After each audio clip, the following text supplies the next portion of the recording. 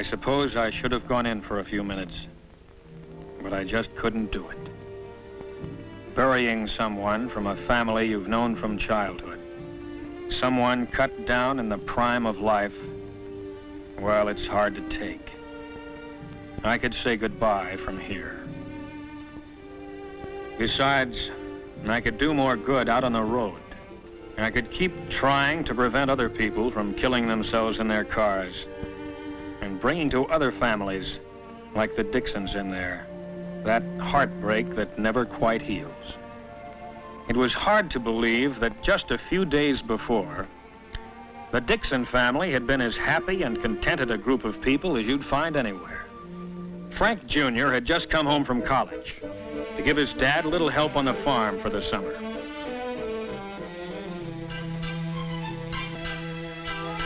He was a chip off the old block, studying scientific agriculture at school and getting ready to follow in his dad's footsteps. Frank's girl, Betty Hutchins, had been waiting for him, of course. Everyone knew they'd be getting married before too long. Mr. Dixon's new tractor had just arrived down at the Union Pacific freight station, and they all went down to inspect it. Frank's kid brother, Allan, had just taken his driving test a week before. Allan sure wanted to drive his dad's new tractor, but until he actually received the license, Dad Dixon wasn't letting him on the highway, not even on a tractor.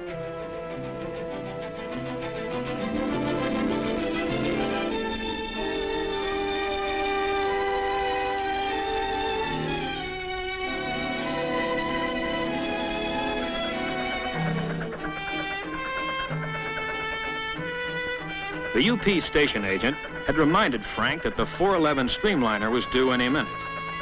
And of course, with Betty there, he wasn't taking chances anyway. If everyone was that careful all the time, well, a lot of people in the cemeteries would be alive today. It was the next Monday that Allan Dixon's first driver's license arrived in a noon mail delivery. Boy, was he proud of that license. He couldn't wait to show it to his brother. After all, your first license is sort of a milestone. It means all the roads are now open to you.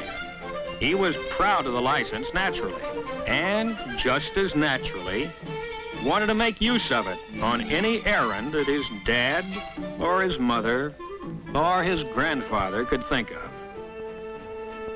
The only trouble was, I had to choose that moment to drive in and spoil things. Of course, when you've known a family as long as I'd known the Dixons, they don't treat you as a cop, but as a friend. Well, thanks, Miss Dixon. Looks like you're going to have another Dixon to worry about, Hal. Allan got his driver's license. Oh, is that right? Well, let me see it, would you? You bet. Well, I guess that makes it official. When'd you get it? Just came today. Oh, just today, huh? Why'd I see you out driving on Highway 30 yesterday morning? This is my fault. I let him take the car to go and see his girl. I'm sorry I let him have it. I shouldn't have done it. But Allan shouldn't have asked for the car. No, he shouldn't have. Fine way to be starting your driving career. Violation already. I'm sorry. Well, it's only a technical violation. I didn't come here to arrest you, Allan. I knew you'd be getting that license any day now, and I thought this would be a good time to come by and tell you a few of the facts of life about driving before you get started. Now, these are accident reports from my headquarters. Each figure represents someone injured or killed in the state. On city streets, farm roads, highways, and railroad crossings. All the facts and figures are here.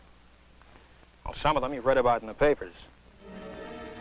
Big, spectacular crashes caused by terrific speed, or drunk driving, or some other form of what I call near insanity. But most people only squeeze the law a little, at stop signs, in restricted speed zones, and the like. Little violations that most people get away with time after time. Maybe getting a ticket, or a warning like Frank Jr. did, but without getting hurt. But those little violations, those little chances you take day by day, that's where you start playing roulette with your life. You're taking a big gamble with your life when you violate a no passing line on the road. You're taking a big chance on the car in front when you follow too closely at highway speeds. Maybe a man will do these things 100 times in perfect safety. Squeeze the law and nothing happens. But don't forget that other law, the law of averages. Sooner or later, it catches up with you. Now, this accident was number 1 for the driver involved. First one he'd ever had. But it was his last one, too. He took one little chance too many. Frank is taking too many chances in his car. Oh, he'll be all right. Won't he, Al? He'll be all right if he takes to heart what I told him about signs. Signs of life. That's what stop signs and all the other road signs really are. And missing one of them as you drive along, or just ignoring it, well, that's one of those little things that kills people. Wherever there's a hazard on the road, there's usually a sign to tell you about it, like a curve warning, or a right-of-way sign, narrow bridge, signals ahead, do not enter, no passing, and many others. But for too many drivers, a stop sign like this, for example, has no importance unless they can see cars crossing the road ahead right now. A school crossing sign. For some drivers, seems to mean little or nothing, unless there are children actually crossing the street at that moment. As for railroad crossings, some drivers act as if the warning signs and tracks don't even exist, unless there's a streamliner passing by right in front of them. And even then, hard as it is to believe, there are many accidents where the driver ran past 3 warning signs and straight into the side of a moving train. It has happened in broad daylight, but it happens even more often at night. That's when the warning sign, the signal, the crossbuck are really your signs of life. Yes, the sign is still there, but you have to be twice as alert to see it. If you hadn't seen the signs, this train might come as a surprise to you.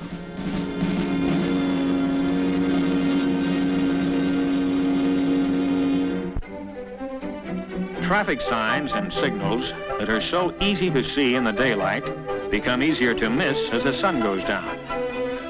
Twilight is a dangerous time of day when things are half visible, half in deepening shadow.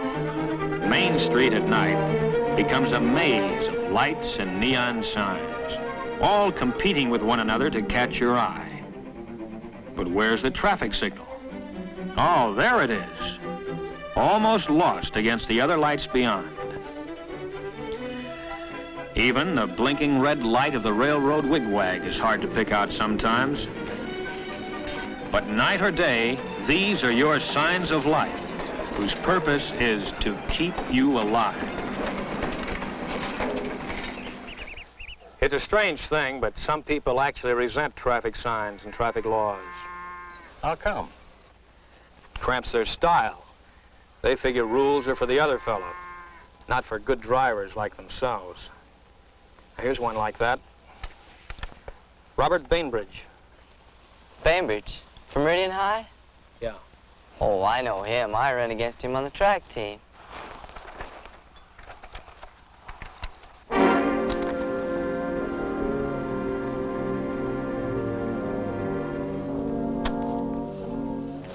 I knew him. I'm sorry, dear.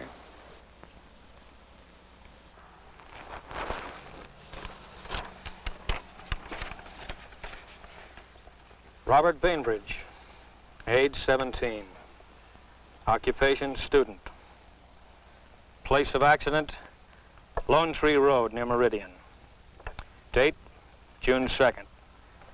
Time, 4:17. Weather clear and dry.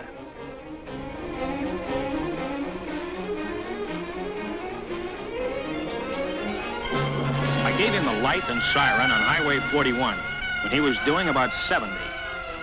His first mistake was speeding. His second mistake was when he tried to outrun me.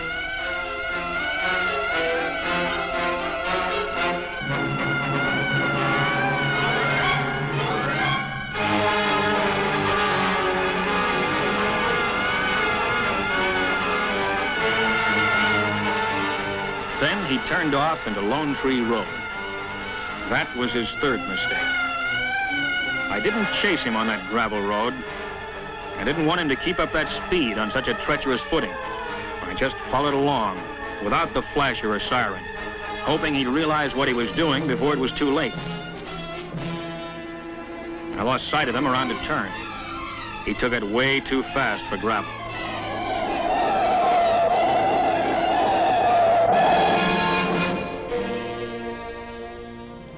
When I rounded the turn, the road ahead was empty. I knew what had happened even before I found the car. Of course, the boy had tried to stop when he felt his car going out of control, but he never had a chance.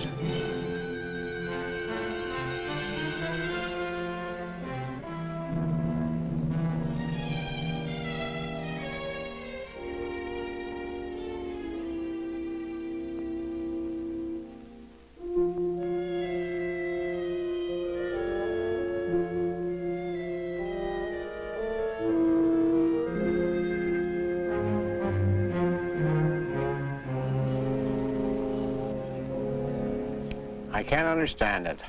Why did he do it? You tell me.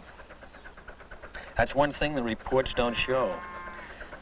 Why people do things with a car that make no sense at all. Well, I guess a young fellow in a car figures he's quick enough to save himself. Quick enough? If a human body could match a machine.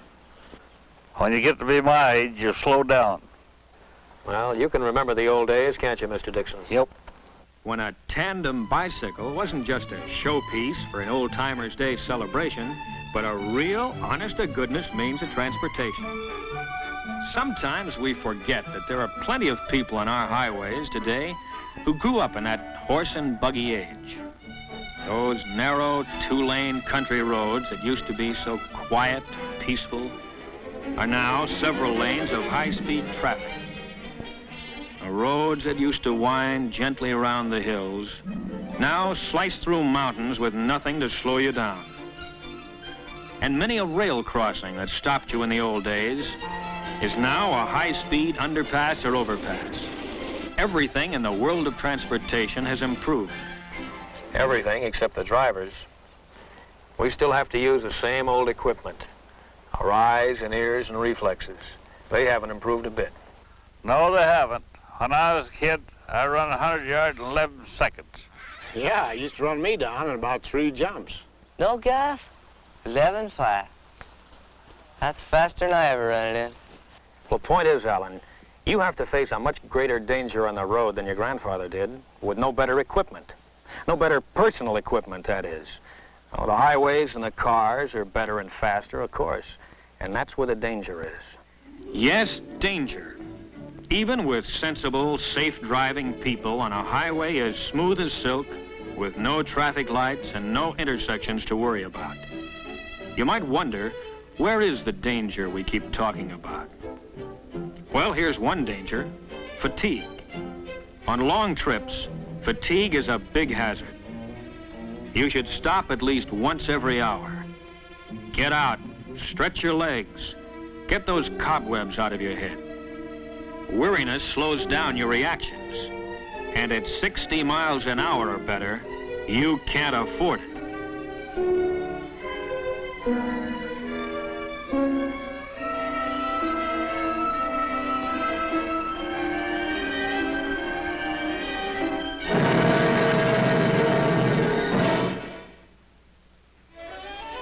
And here is still another danger: lack of attention to the road.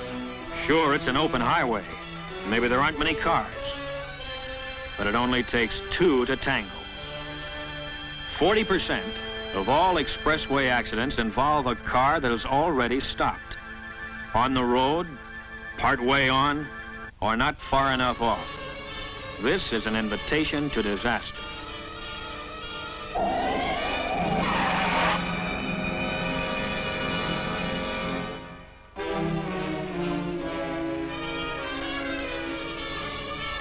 Here is another hazard of our superhighways that we patrolmen see all too often. Every time you have to hit your brakes hard, ask yourself, why weren't you ready for the danger that suddenly developed? The parked car that suddenly pulls out without looking is always sudden, of course, and always surprising.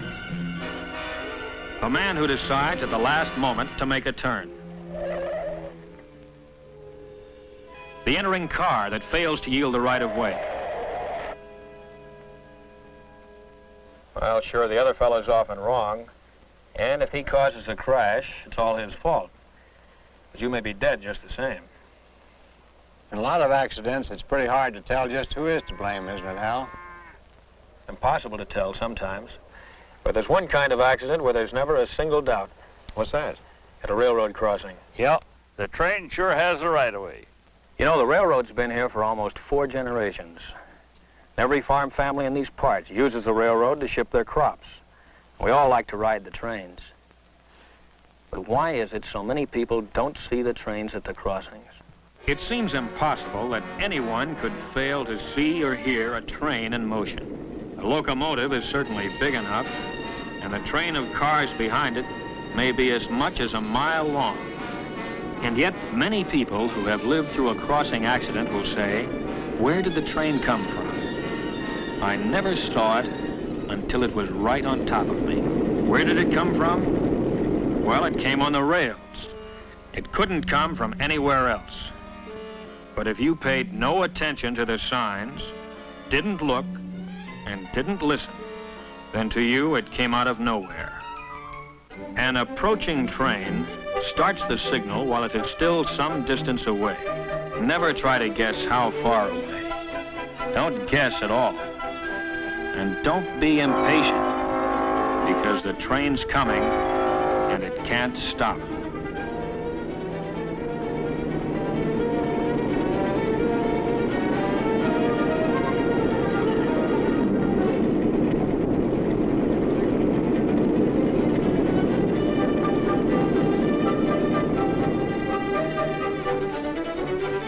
Any signal in action means that a condition of fatal danger exists at this moment, at this crossing.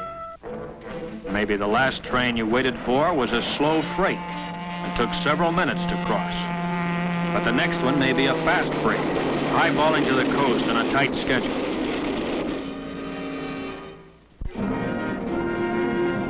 Remember that many freight trains today are faster than passenger trains of 15 years ago. Many crossings have more than one set of tracks, each one a separate hazard. When you cross, make sure all tracks are clear. Yes, don't let a double track double-cross you. Stop, look, and listen, the crossbuck says. All right, let's listen. As this train approaches, let's see how close it comes before we hear it.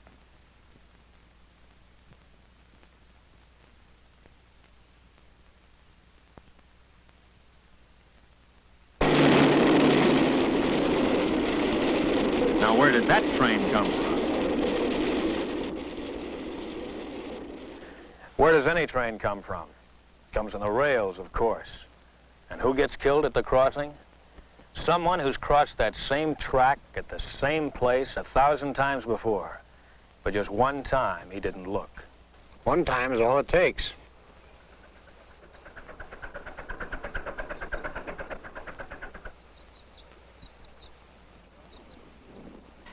Please speak to Frank about his driving. It worries me. Okay, I will. I'll do it tonight. I surrender, Hal. I give up. What's the charge? No charge, Frank. I'm just giving Allan some free advice now that he's a licensed driver. Boy, I remember that advice you gave me the other day at the stop sign. Well, you keep it in mind. I will. Dad, can I take the car into town now? Okay, Allan, go ahead. But take it easy. Well, I'll be real careful. Goodbye. He'll be all right. Look at the guy go. Hey, maybe we better go along with him, make sure he gets there all right. Okay, buy me soda. Okay, fine. Goodbye, everybody. Bye.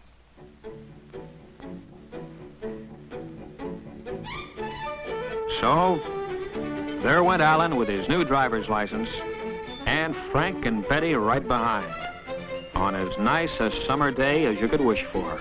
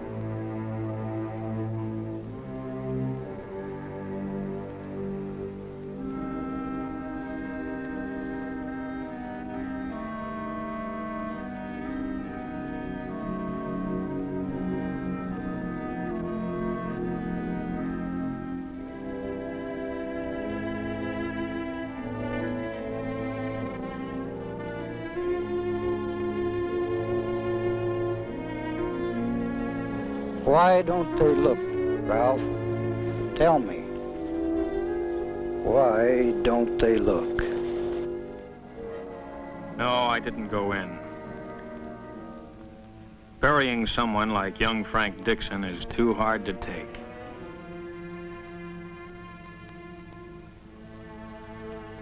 My place was out on the road. Out on the road, I could at least try to keep other people from killing themselves in their cars. So if the next car I stop happens to be yours, don't tell me you were only speeding a little, only breaking the law a little, only doing something a little bit wrong. Save that for somebody else, brother, because I see too many little follies that end up with someone a little bit dead.